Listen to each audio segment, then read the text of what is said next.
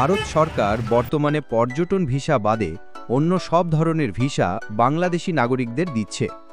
জরুরি প্রয়োজনে, বিশেষ করে চিকিৎসার জন্য ভিসার আবেদনকে অগ্রাধিকার দেওয়া হচ্ছে। প্রতিদিন গড়ে প্রায় 1.5 থেকে 2,000 ভিসা ইস্যু করা হচ্ছে, যা অন্যান্য দেশের তুলনায় অনেক বেশি। তবে এই পরিস্থিতিতে কিছু প্রতারক চক্র সক্রিয় হয়ে উঠেছে, তাই ভারতীয় হাইকমিশন সবাইকে তাদের থেকে সতর্ক থাকার পরামর্শ দিয়েছে।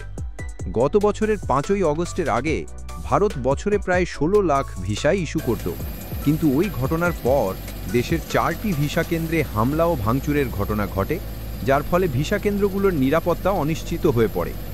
এর কারণে বর্তমানে 5টি কেন্দ্রের মাধ্যমে ভিসা আবেদন গ্রহণ করা হচ্ছে।